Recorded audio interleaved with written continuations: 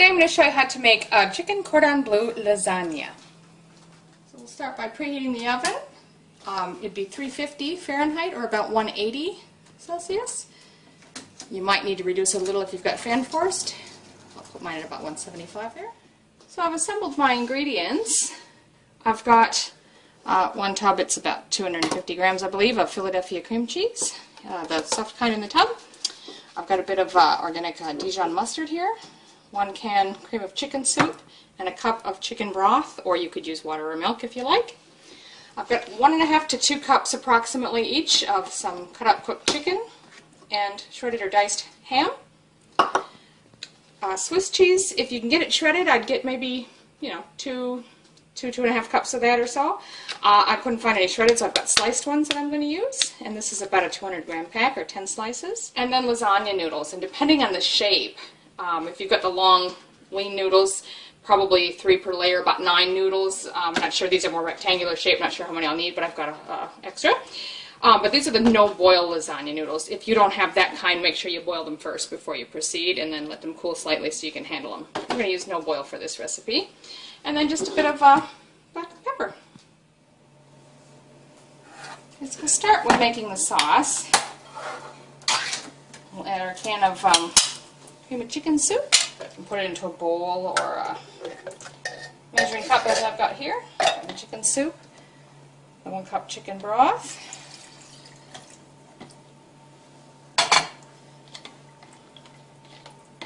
give that a bit of a mix. I'm going to use about,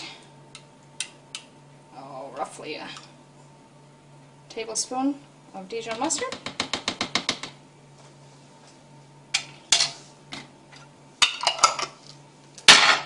And then our tub of cream cheese.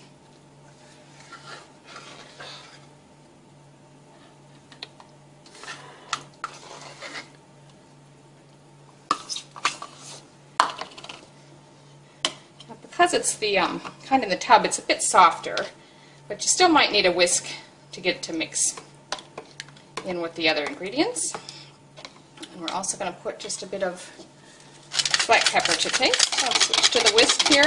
You don't have to worry about getting it perfectly smooth. You'll probably have still some little blobs of cream cheese in there. That's just fine. Okay, so we're ready to assemble. Okay, so I've lightly sprayed this with some nonstick spray. And I'm going to put maybe, I don't know, about 1/2 cup or so, and just spread that around the bottom. So you've got some sauce underneath the first layer of noodles. Doesn't have to be a thick layer, just try to spread it out. Okay, the next will be the lasagna noodles, and depending on the shape of yours, like I say, you may have long thin ones that go across 3 this way. Mine fit pretty well, just 2 rectangular ones across this way. Okay. Next we'll put just a little more sauce on the top, spread that around. And now we're just going to start layering the ingredients here. Remember, we're going to try to aim for about 3 layers, so use approximately 1/3 of your cooked chicken. Sprinkle that around. And ham. And Swiss cheese. Because I've got slices, I'm going to lay 4 slices. If you've got shredded, it's easier. You can sprinkle a nice layer on there. Okay, then we'll just proceed with the next layer. So, once again, your noodles, and just keep going. Okay, so half of what's left of the chicken. Ham. Cheese again.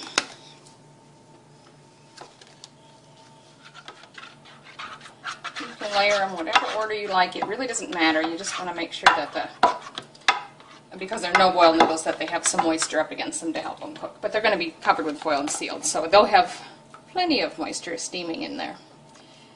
Last of the chicken. Swiss cheese, side this time. Last of your noodles. Just to pour the rest of the sauce over the top. Now, if you have cheese left over, by all means sprinkle a little more on top after you've done this. I'm out of the Swiss here, so you can put a little regular shredded cheese or whatever on there if you like. So now what we're going to do is cover this tightly with aluminum foil, and that'll help seal in the moisture to ensure that your pasta gets cooked. I'm just going to put that over the top.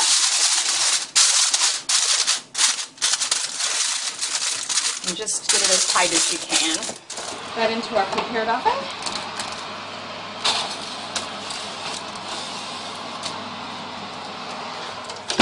And set your timer for 50 minutes. Let's spend just about 50 minutes. Turn that off.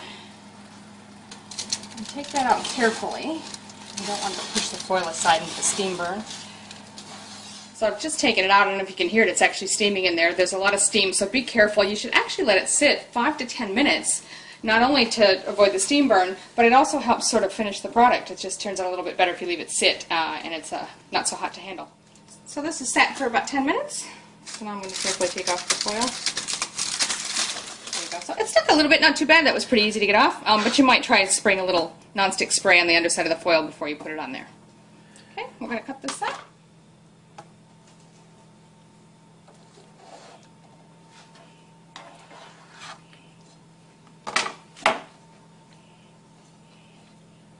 And there you go. Enjoy.